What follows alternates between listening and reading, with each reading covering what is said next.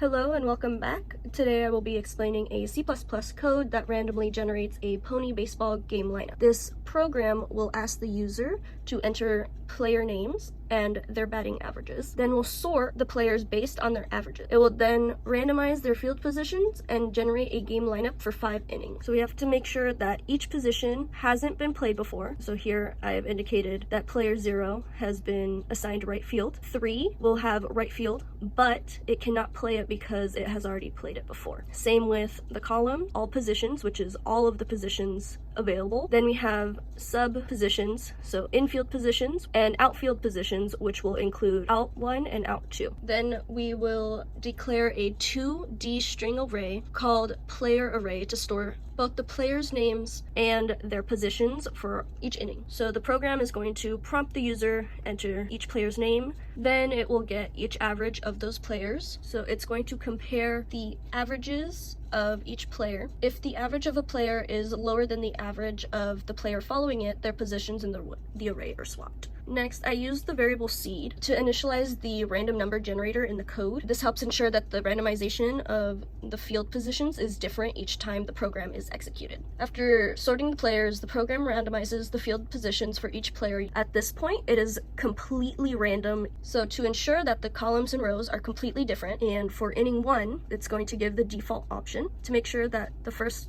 inning has unique positions for each player. Since inning is now 2, it's going to check if the first inning had an infield or outfield position. If it had an infield position, then inning 2 must have an outfield position, checking if that position hasn't been used before. And if the player had an outfield position in inning 1, then in the second inning, they must have an infield position. So it's going to compare innings 3 through 5 to all the innings that came before. If an inning before matches positions, it's going to randomize that player's position in that inning and reset so that it compares it again, making sure that that position hasn't been played before. Another condition that we have to check is the out 1 and out 2 positions. If this player has played it before, they cannot play either out 1 or out 2 in the following innings. If they are, then you're just going to randomize it and then reset to make sure it doesn't match. This last one is to ensure that the column stays unique, that no positions are being doubled. Lastly, we have the game lineup. This is just printing into the output the sorted array. So we're going to run it and then watch it generate a few lineups. So I have my list of names and scores that I will keep constant.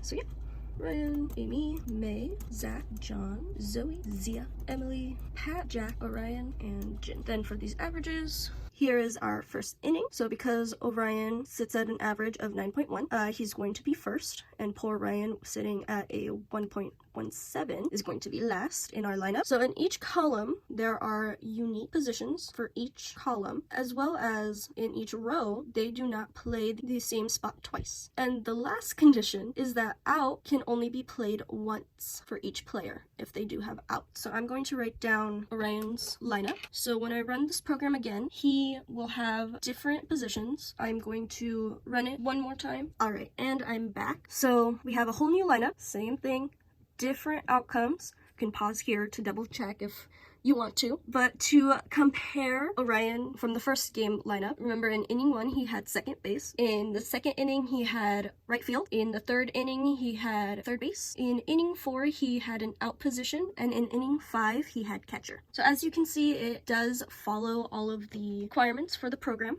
And I think that is it for this video. Thank you for your time and have a great day.